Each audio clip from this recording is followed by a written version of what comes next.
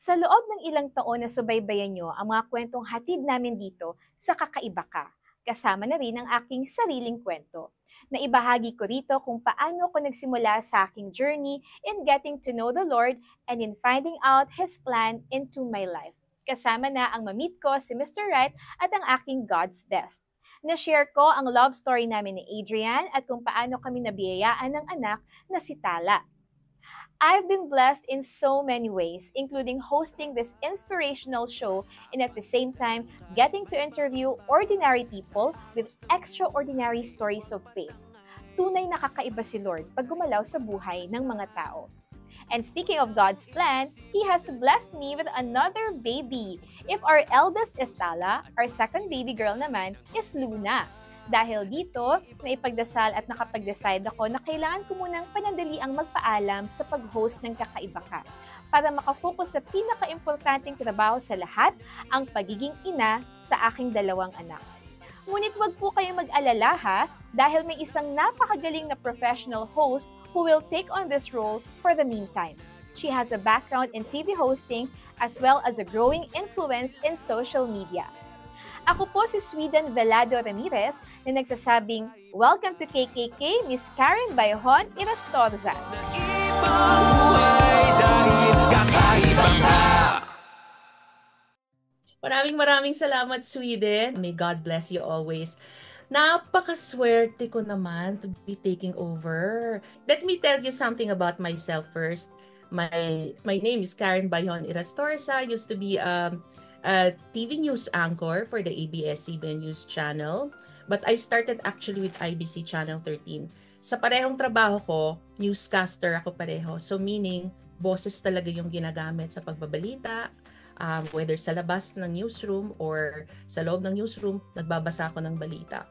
And I'm also a voice talent for several TV commercials. And talagang ang boses talaga yung naging puhunan ko sa mga naging trabaho ko. Nag-theater pa ako at some point. So talagang napaka-importante sa akin ng voice. At one point, while I was driving, I asked myself, tapos na ba ako? And I asked God, sabi ko, tapos na ba ako? Tapos na ba yung mission ko bilang isang mamamahayag, bilang isang taong nabigyan ng konting biyaya ng talento para mag-voicing ng mga commercial? And I told God, sabi ko, God, I do remember a friend telling me na kapag may gusto ka daw, meron kang gustong idasal, you have to be very precise in what you want. So sabi ko sa kanya, for fun lang, sabi ko, God, parang gusto ko pa rin mag-host ng show. Totoo to sinabi ko talaga to. Dinasal ko talaga to. Sabi ko, parang gusto ko mag-host ng show. Pero pwede ba na hindi masyadong kakain ng oras ko? Meron pa rin akong oras para sa pamilya ko. Meron pa rin akong oras para gawin yung mga gusto kong gawin na hindi talagang trabaho. Sabi ko, pwede akong once a week. Sabi ko pang ganyan. And sabi ko, magiging serbisyo ko to sa'yo, hindi ako maniningil. Tapos yun na nga, nagulat ako, tumawag sa akin, isa sa mga taga-Kakaiba Ka na show. And then she started telling me about it. Nangingilabot na ako kasi sabi ko, wow, parang para sa akin talaga to. And while she was talking, parang naisip ko, if she asked me kung magkano yung talent fee ko, I will tell her, hindi ako maniningil. I will do this pro bono because this will be my, parang, for lack of a better term, payment to God. Kumbaga, alam ko namang hindi ko mababayaran ang lahat ng mga magagandang bagay na nangyari sa buhay ko. But I told myself, magiging serbisyo to para sa Panginoon because I know that He gave me these talents because I have a mission. I had a mission and now I still have a mission.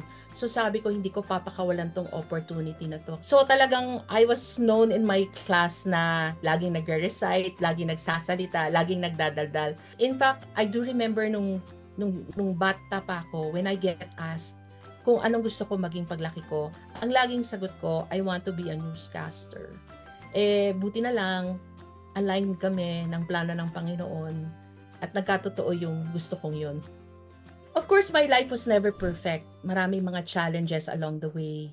And most recently during the pandemic, that was also the time when I joined Bible study groups. That was the time when I joined retreats at mga prayer group or what have you. And every time I'd get asked, ano daw yung gusto kong ipagdasal nila about me. And I do remember during that time, takot na takot ako magka-COVID. Takot na takot ako magkasakit, particularly cancer. So I was telling my friend who was also my prayer warrior, oh, please pray for me. And right in the thick of our prayer life, praying about my being a hypochondriac and sana wag ako magkasakit, wag ako magka-cancer, nagkaroon ako ng cancer. It was a stage 0, stage 1 thyroid cancer. And it was devastating. Pero ang biyaya ng Panginoon, nalaman ko yung sakit kong yun nung tinanggal na yung thyroid ko after the thyroidectomy because they saw some nodules. But the doctor wasn't so sure kung ano yung nodules na yon, whether it was malignant or benign. But I told the doctor, tanggalin nyo na lang yung thyroid ko. I don't know, parang hindi ako natakot. I wasn't scared at all. Sabi ko, basta tanggalin nyo na yan. So, whether it's benign or malignant, I don't want it na. Anyway, pwede naman akong mag-medication. So, they took it out and they saw a parang small tumor of some sort and malignant daw yon. Ang grasya ng Panginoon, nagtataka ako, hindi ako masyadong kinabahan because the doctor said it was totally removed. Negative yung margins ko. Naisip ko, firstly, why did it happen to me? Right in the thick of my praying to God na wag akong magkasakit, bakit ako nagkasakit? And after a series of reflections, parang kinausap ako ni God, parang ang sinabi niya sa akin, nagpakilala lang siya na kaya niyang gamutin, siya ang gumawa sa akin, kahit ano pa maging problema ko, kaya niyang solusyonan na dapat hindi ako matakot. So bakit ako matatakot? Kumbaga, cancer lang yan. Kaya ko yung gamutin. Dahil ako ang gumawa sa'yo. Memoryado ko kung ilang hibla ng buhok ang meron ka sa ulo mo. Parang nawala yung fear ko. Parang hindi na ako masyadong hypochondriac ngayon. Parang mas may kumpiyansa na ako sa buhay ko after that challenge happened to me. Dahil alam kong kasama ko siya, kaagapay ko siya, hindi niya ako pababayaan, hindi niya ako iiwanan. And from that time on, when it happened to me, that medical challenge that I had, and after joining several Bible study groups, I have been seeing God's fingerprints written all over my life. Sa bawat galaw ko, sa bawat tingin ko, left, right, up, down, nakikita ko talaga yung biyaya niya. I know that God is walking with me. Last lab test ko showed na untraceable or undetectable na my thyroid, so meaning talagang cancer-free, cleared na ako.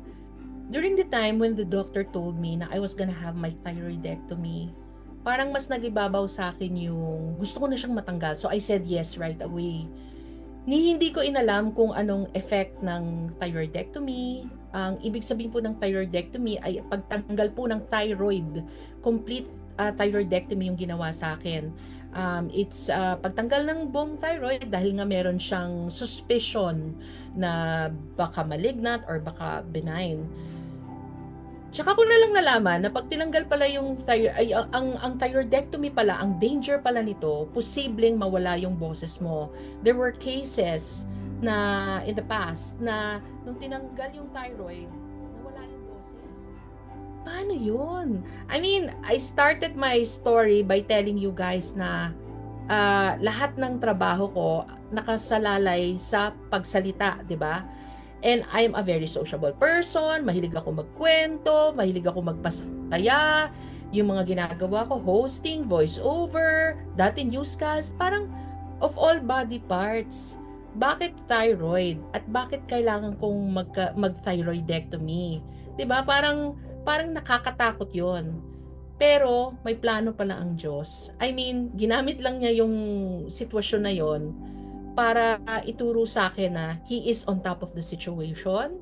Hindi kita papabayaan. I-restore ko ng buong-buo yung boses mo after thyroidectomy.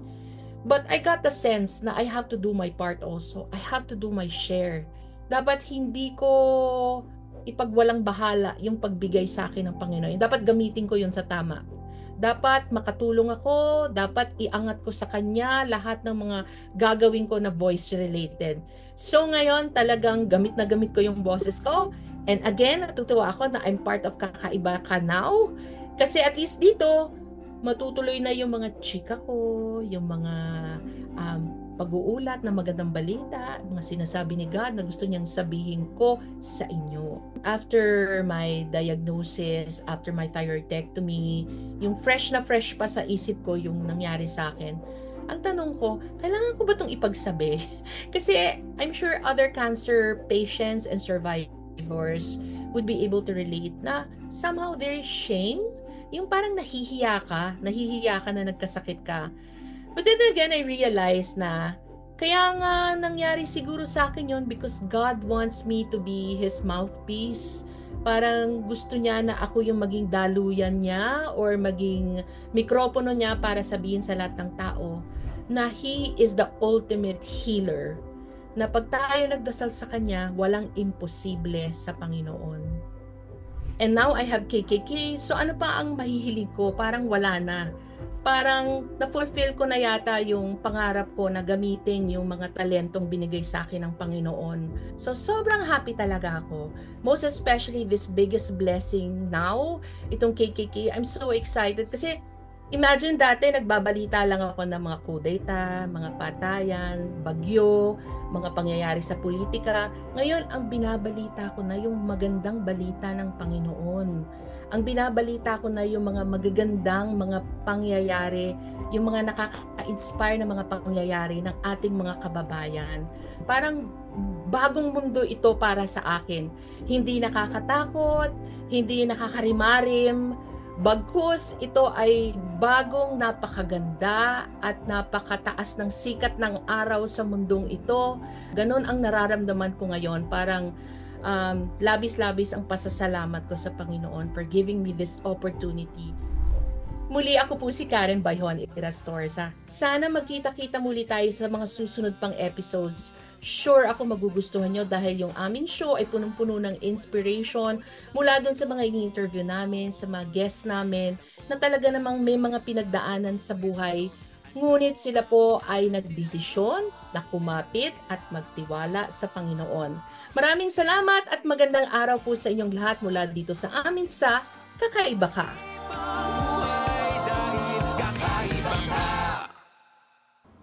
Nagustuhan mo ba ang kakaibang kwento natin ngayon? Kung gusto mo pang makarinig ng kakaibang mga kwento, press that like and subscribe button now. Also, don't forget to follow us on our Facebook page and share this with your friends to help spread the good vibes. Malay mo, ma-inspire din sila sa mga kakaibang kwento ng Kakaiba Ka.